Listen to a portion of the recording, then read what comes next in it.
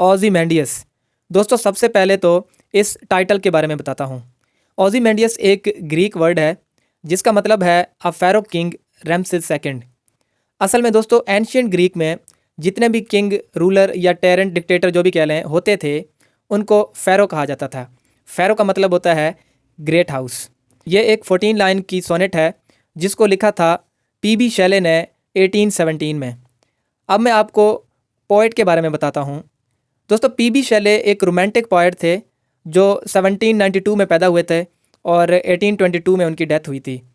दोस्तों PB. Shallow जो है वो सेकंड जनरेशन रोमांटिक्स में, जिसमें लॉर्ड बैरन और जॉन कीट्स भी हैं, एक प्रोमिनेंट राइटर थे। अब हम उनकी अगर फेमस वर्क्स की बात करें तो ode to a west wind, Adonais and to a skylark ये काबिल ज़िक्र हैं। अब हम इस पोएम की एक्सप्लेनेशन की तरफ चलते हैं। पोएम जैसे ही स्टार्ट होती है तो पी.बी. शेले हमें बताते हैं कि वो एक ट्रैवलर से मिला जो कि एंटीक लैंड यानी कि एक डेजर्ट में उसको मिला। बहुत ही पुराना कदीम दौर की वो ज़मीन है, वहाँ पे वो बंदा उससे मिला और उसने उसे ये बताया कि उसने एक स्टैचू देखा है जो कि डेजर्ट के अंदर ट्रंकलेस पड़ा हुआ है। ट्रंकलेस मतलब कि उसका जो धड़ है वो अलग कहीं पड़ा हुआ है और उसके पाँव जो हैं वो एक जगह पे रेत के अंदर घड़े हुए हैं और सर उसका कहीं और दूर पड़ा हुआ है। और उसका जो फेस एक्सप्रेशंस हैं वो ऐसे ज़ाहिर करते हैं कि वो अपने ज़माने का एक बहुत ही घमंडी और एक गरूर से भरा शख्स था। और उसका जो पेडिस्टल है यानी जहाँ पे पाँव उसके जो गड़े हुए हैं, वहाँ पे कुछ वर्ड्स लिखे थे, my name is Ozymandias king of kings, look my works ye mighty and despair. यानी कि मेरा नाम ओzymandias है जो बादशाहों का बादशाह है, मेरे काम देखो और ये देख के जो माइटी, जो ताकतवर हैं, वो भी मायूस हो जाते हैं। आई होप कि आपको ये जो एक्सप्लेनेशन है वो इसकी समझ आ गई होगी। अब हम चलते हैं इसके थीम्स की तरफ। दोस्तों इसका मेन थीम अगर हम देखें तो राइटर हमें ये कहना चाहता है कि कोई भी पावर है वो टेम्पररी है। जितना मर्ज़ी आप पावरफुल हों, जितने मर्ज़ी बड़े आप रूलर हों, लेकिन जो वक्त के सामने सब जो है ख़त्म हो जाते हैं, मिट जाते हैं। हर चीज़ ख़त्म हो जाने वाली है और अगर कोई चीज़ ज़िंदा रहती है, बाकी रहती है, तो वो अल्लाह ताला की ज़ात है। कितना बड़ा ही पावरफुल किंग क्यों ना हो, एक दिन वो वक्त के सामने कमज़ोर पड़ जाता है और वो ख़त्म हो जाता है। और इतने बड़े जो किंग है उसकी जो मूर्ति है, जो स्कल्प्टर है, वो भी वीरान पड़ा हुआ है। एक ज़माना था जब वो हुक्म चलाता था, आज उसका हाल पूछने वाला कोई नहीं है।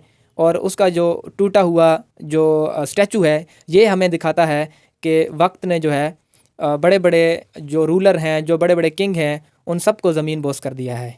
दोस्तों अब हम इसकी विकेबलरी की तरफ चलते हैं। सबसे पहले हमारे पास वर्ड है एंटीक।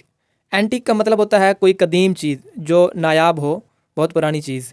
इसके सिनोनिम्स हैं ओल्ड, एंशियंट। दूसरा वर्ड है ट्रंकलेस। ट्रंकलेस का मतलब होता है बगैर धड़ के, यानी किसी भी जिस्म का मुंह और पाँव के बगैर जो बीच वाला हिस्सा है उसको हम ट्रंकलेस कहते हैं, यानी कि इसका सिनोनिम जो बनेगा वो बॉडीलेस। Number 3 vices. वाइसेज का मतलब चेहरा होता है, फेस। फ्रॉन।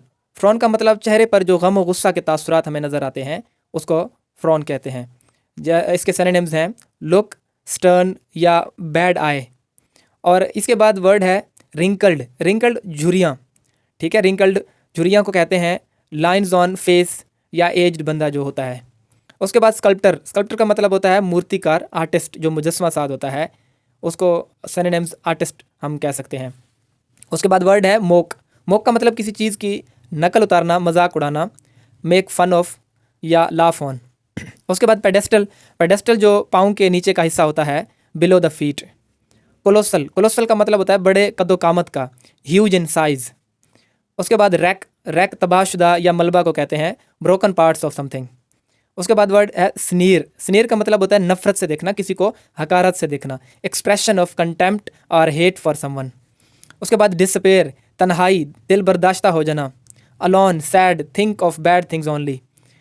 डिके। डिके का मतलब होता है जवाल पजीर होना, डाउनफॉल का शिकार हो जाना, डिकम्पोजिशन या डाउनफॉल।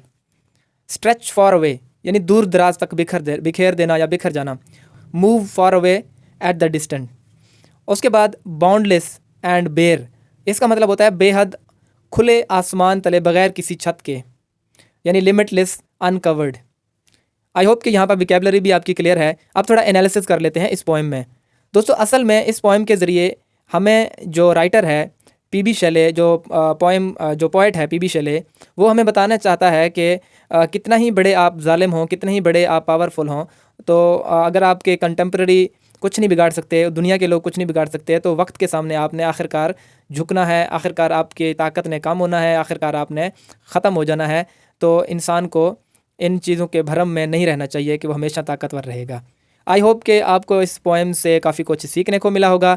अगर आप न्यू हैं तो प्लीज़ चैनल को सब्सक्राइब कर लें ताकि आपको न्यू वीडियोस भी मिलते रहें, और अगर पुराने हैं तो जो है लाइक कर दें वीडियो को और अपने दोस्तों के साथ शेयर भी करें। मिलते हैं इंशाल्लाह नेक्स्ट वीडियो में, तब तक के लिए अपना बहुत ज़्यादा ख्याल रखें। खुदा हाफिज़।